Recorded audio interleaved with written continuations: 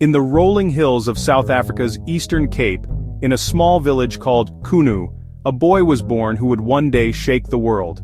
His name was Rolihlahla Mandela, which in the Xhosa language means pulling the branch of a tree, or more simply, troublemaker.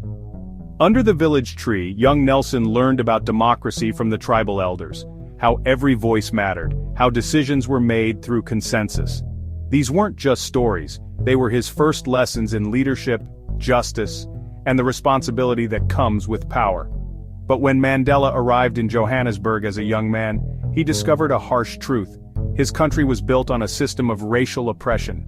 Signs everywhere told him where he could walk, work, and live, all determined by the color of his skin. Apartheid, meaning apartness, was a legal system designed to keep South Africa's races completely separate, with whites holding all the power. Black South Africans, who made up most of the population, were forced into impoverished townships, denied basic rights, and treated as foreigners in their own land. Every black person had to carry a passbook everywhere. Being caught without it in a white area meant immediate arrest and imprisonment. Black children received inferior education, designed to create workers, not thinkers, people who could serve the white economy but never challenge it. Families were torn apart, communities were destroyed, the very fabric of African society was systematically dismantled, but the human spirit cannot be crushed forever, and Nelson Mandela was about to prove that. Mandela joined the African National Congress, dedicating his life to fighting apartheid through peaceful protest and civil disobedience. But when peaceful protests were met with bullets and brutality, Mandela made the difficult decision to take up arms. He became known as the Black Pimpernel, a master of disguise who evaded capture while organizing the armed struggle against apartheid. But in 1962, his luck ran out. Nelson Mandela was captured and would spend the next 27 years behind bars. At his trial, facing the death penalty, Mandela delivered one of history's most powerful speeches. "I have cherished the ideal of a democratic and free society. It is an ideal for which I am prepared to die." For 27 years Mandela remained imprisoned, 18 of them on the harsh windswept Robben Island.